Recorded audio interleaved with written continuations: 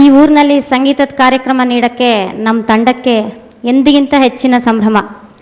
ಯಾಕೆ ಅಂದರೆ ಗದಗನ್ನು ಕರ್ನಾಟಕದ ಸಾಂಸ್ಕೃತಿಕ ರಾಜಧಾನಿ ಅಂತ ಕರೆದ್ರೆ ತಪ್ಪಿಲ್ಲ.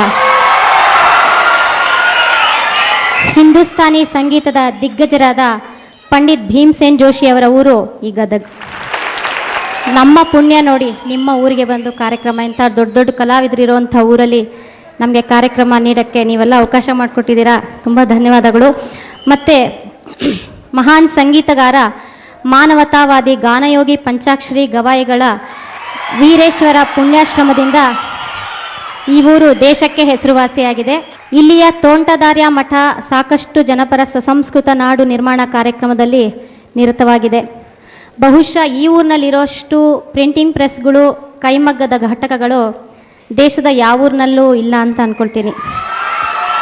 ಮತ್ತು ಇನ್ನೊಂದು ವಿಷಯ, ನಾಡಿಗೆ ಸುಪ್ರಸಿದ್ಧ ಕ್ರಿಕೆಟ್ ಆಲ್ರೌಂಡರ್ ಸುನಿಲ್ ಜೋಶಿ ಅವ್ರನ್ನ ಕೊಟ್ಟ ಹೆಗ್ಗಳಿಕೆ ಈ ನಿಮ್ಮ ಗದಗ.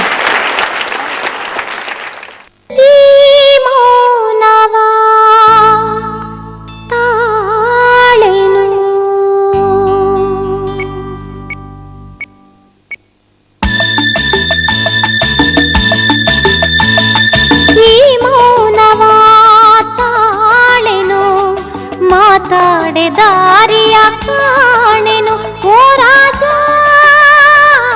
ಈ ಮೌನವ ತಾಳೆನು. ನೀ ಹೇಳದೆ ಬಲ್ಲೆನು, ನಿನ್ನಾಸೆ ಕಣ್ಣಲ್ಲೇ ಕಂಡೆನು ಓ ರಾಣಿ. ನೀ ಹೇಳದೆ ಬಲ್ಲೆನು.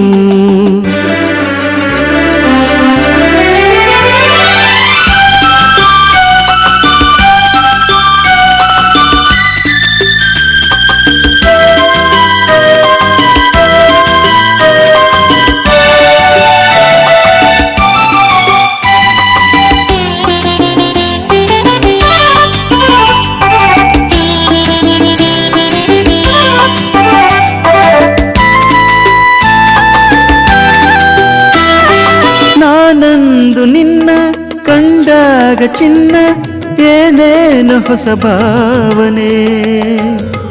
ಹೂವಾಗಿ ಮನಸ್ಸು, ಏನೇನು ಕನಸು, ನಾ ಕಾಣದ ಕಲ್ಪನೆ. ನಾನಂದು ನಿನ್ನ ಕಂಡಾಗ ಚಿನ್ನ, ಏನೇನು ಹೊಸ ಭಾವನೆ. ಹೂವಾಗಿ ಮನಸ್ಸು, ಏನೇನು ಕನಸು, ನಾ ಕಾಣದ ಕಲ್ಪನೆ. ಇನ್ನು ನಿನ್ನ ಬಿಡೆನು, ಈ ದೂರ ಸಹಿಸೆನು. ನೀ ಹೇಳದೆ ಬಲ್ಲೆನು, ನಿನ್ನಾಸೆ ಕಣ್ಣಲ್ಲೇ ಕಂಡೆನು ಓ ರಾಣಿ.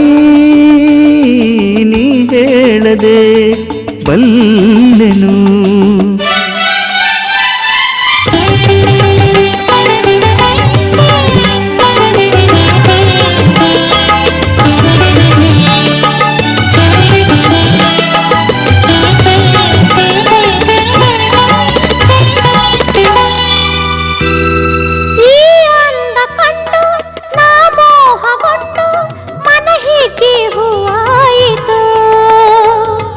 ಬಾನಲ್ಲಿ ಮುಗಿಲು ಕಂಡಾಗ ನವಿಲು ಕುಣಿವಂತೆ ನನಗಾಯಿತು.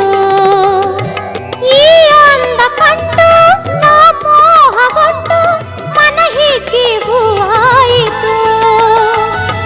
ಬಾನಲ್ಲಿ ಮುಗಿಲು ಕಂಡಾಗ ನವಿಲು ಕುಣಿವಂತೆ ನನಗಾಯಿತು.